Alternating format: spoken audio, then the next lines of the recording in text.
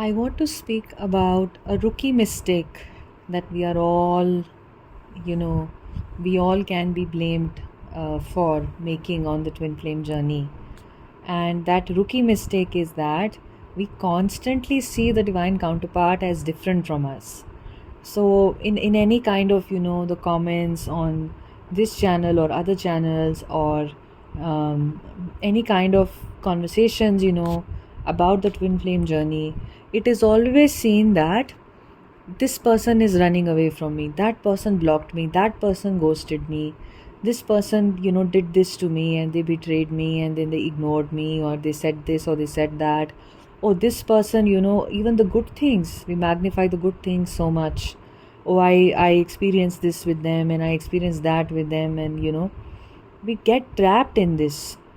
The more you are involved in this separation, what is this separation? Separation is not just about not communicating with your counterpart, but the separation also is about having this consciousness of looking at them as somebody unique and different from you. And that is absolutely the mistake, that we are making, a very big mistake, because that is feeding into the separation consciousness. So when you're new on the journey, you classically make this mistake of looking at the person as a different person. Oh, he said this or she said this, and you look at them as, their behavior as something external and something like it has no ground or no meaning or no reason, or it just absolutely has no basis with regards to how you are.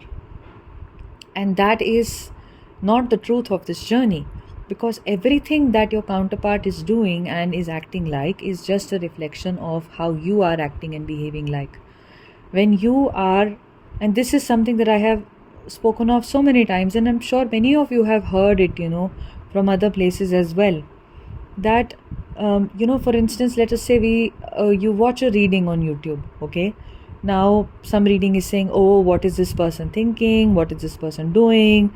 This person manifested you, but then they ran away, and then this happened, and then that happened. They're thinking about you now, and they have these karmic situations present right now, and that is happening. You know how these readings are constantly trying to tell you, like 1 lakh people who are watching the same reading, that all of you have the same situation happening in the same way, that all of you have, that all of you are in this at the same level of evolution, and you completely buying into that because one is so desperate to know something about the divine counterpart that one completely buys into all of this, which is not individualistic, which doesn't have anything to do with your personal situation. Your personal situation can be remarkably different. Trust me on this. Every one of you is so unique and so wonderful and so gifted in your own way. What gifts you have, no one else will have. Someone else can have completely different gifts. For instance, my gifts do not lie in tarot at all. When I realized I was on this journey, and even I got into the whole tarot card reading, trap of YouTube, and I would keep watching reading after reading after reading, I'm pretty sure that there were situations that I imagined that I know were not really happening. But my mind has such a, every mind has such a capacity that the reading showed me there is something, there is this, there is that. I started believing all of those things because 1 or 2 things, seemed to be resonating with me. Much later, I got to know that there is this twin flame term and what these DMDF terms are. But otherwise, so many readings put ideas in my mind that were not true and they were not relevant to my situation. But the problem is that the mind believes it because maybe 1 thing out of the 10 things resonated, and so I went into the flow of the reading. And then when you go into the flow of that reading, you start believing the 9 other things that are not correct for your situation. Your twin may not have a karmic situation. The wounds can be different. Your twin may not have been married before, but the reading will say, oh, there is this person, they were married, they're going through a divorce. Imagine so many of you, you could be on a twin flame journey where you've never met your twin, where you've never had an interaction with them beyond a certain moment. And you could start believing all of these things because of a reading that you saw. So the readings are done so irresponsibly sometimes, Not all of you will have that. So it is best that you only watch the readings that draw you in, that your guides are specifically through very legitimate signs telling you that you watch this. What are those legitimate signs? You will know what is pulling you into one reading. Okay? And I am telling you that otherwise, there are situations that you imagine. What is the second problem? The second problem is that constantly seeing this person's behavior as independent of you, you will loop on this journey for a long time if you see them as a separate person. How your counterpart behaves with you is how you are behaving with yourself. They are betraying you, you have betrayed yourself. They are unfaithful to you, have you been faithful to yourself? What is this self? Do you truly, allow your true expression to come out? The counterpart is asleep, the counterpart is, wearing masks. Do you wear masks in your day to day life? He is running, he blocked me, he ghosted me, he did this. Are you blocking yourself, your true self, from coming out? Are you communicating with yourself? They are running. Are you running away from yourself? Why are you chasing?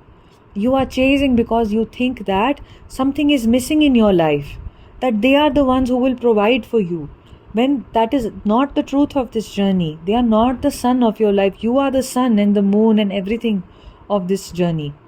You are a complete balanced individual in yourself.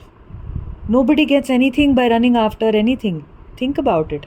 Have you ever gotten anything by really running after something from a standpoint of desperation? And if you have received it, has it ever lasted? Has that desire's fulfillment ever lasted or made you even feel good?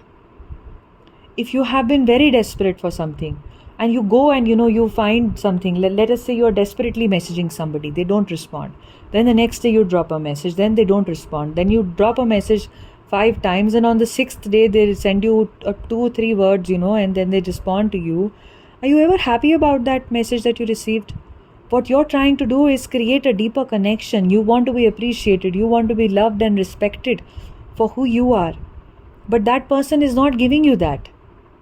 You instead get crumbs, and that makes you feel worse about yourself. What does this mean? Never do anything out of that kind of a desperation. If you are ever that desperate, be desperate for God. And you know what? You take one step, we all know you take one step towards God, God will take 100 steps towards you, so you will never even have to be that desperate.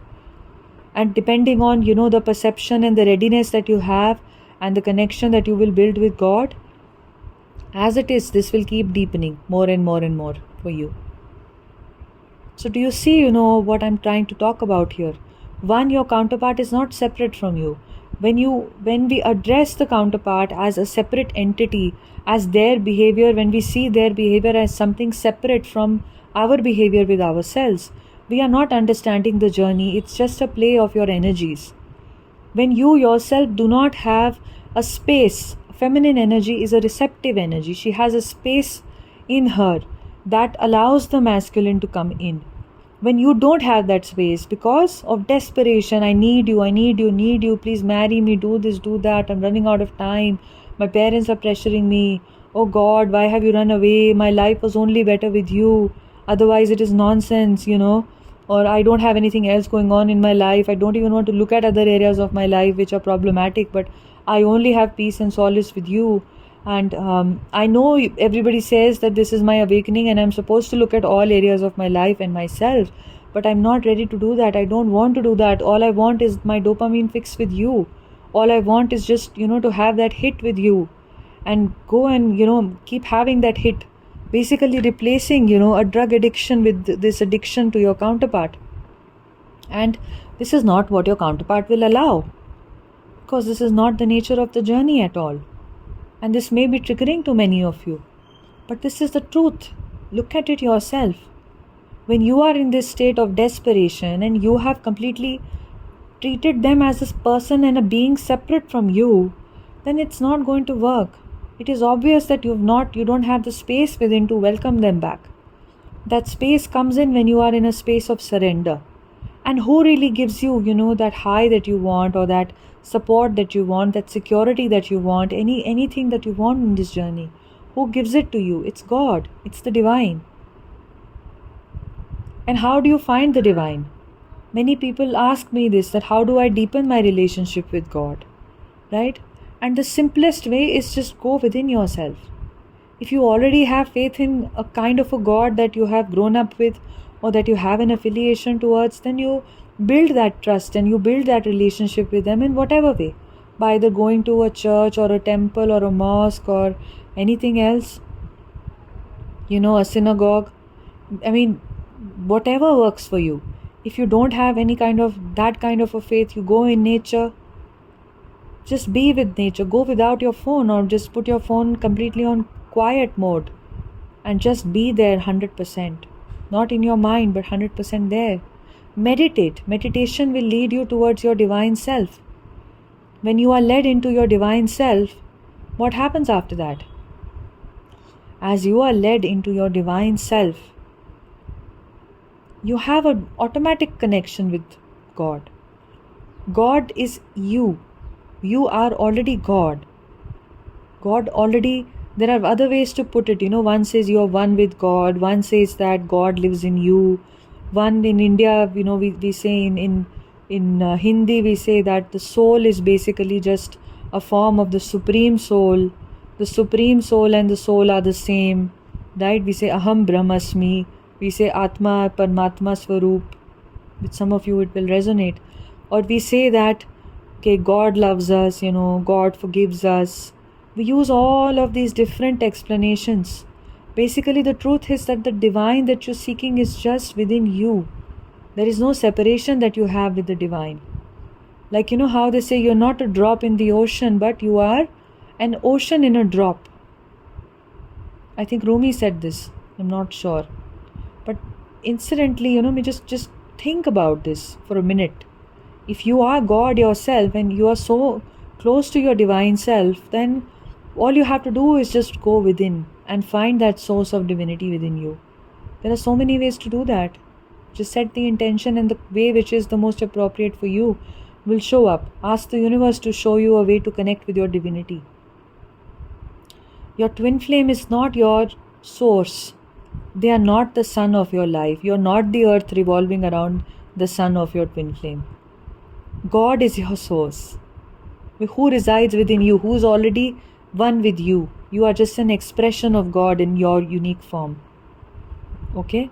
This is incredibly, incredibly important that you remember this and not look at your twin as this prized possession, that somebody who is separate from you, that your life will be over if you don't have your twin flame, and all of that is just desperate behavior. It's chasing, and that will definitely lead to running.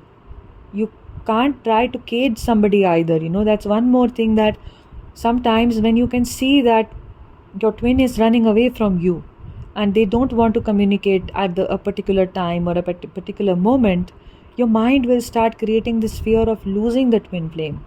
And everybody has gone through this. But the real truth is that you can win this. How do you win this? You can create a separation from the mind. And you can start to see that if somebody wants some space, and if they do not want to talk, can I give them that space? Can I offer them that much? Can I instead focus my energy back to myself? My inner self needs me right now because he or she is hurting right now. Maybe because they are heartbroken about this behavior that they are seeing in the counterpart. Can I be with my inner self right now? What does my inner self need from me? Can I give her that? Can I give him that? Instead of thinking that I will only have my fix with it. Because sometimes, addiction, if you go into the detail of addiction has a certain surge that it creates in the body, and that surge is the surge of happy hormones. Dopamine is one of them. People who use drugs get dopamine hits. They love that feeling of, happiness, that joy, that bliss that dopamine gives them. Right? That serotonin hit. The happy hormones, basically, as they say. This is what you get from your twin. So this is why you're chasing that. But you can create this chemistry within you. How do you create it? Meditate. Go in nature. Connect with the divine. Love yourself. Go deeper and deeper into what you want and give yourself what you want. Self-love, self-care. Taking active action to love yourself. Being with, the part of you that is feeling lonely and dejected. Rather than expecting others to understand your problems and your dejection and your situation, first give yourself that understanding. Because if anything, this is a journey of self-empowerment. Life itself is a journey about self-empowerment. No part of you is weakened. No part of you is weak. No part of you is less. People may have made you feel less in your life, but this is a journey through which you will take your power back. When you have high awareness, high clarity comes in. When you have high clarity, automatically so much, you will understand about where you are feeling disempowered, what individual makes you feel less, towards what individual do you have an attachment which makes you feel and act less, which makes you feel like you're not good enough. You will cut out all of that, and that will automatically also be released from your life once it stops being in your vibration, that lack of self-love. All right. So if you need any assistance with regards to going within and connecting with your deeper self, and any assistance on your journey depending on the stage of the journey you are in, then you can book a one-on-one session. It works as a 3-part session. I will send you more details when you write to me. My email address is imacompletelife@gmail.com, and I will see you soon in the next podcast video. Sending you lots of love.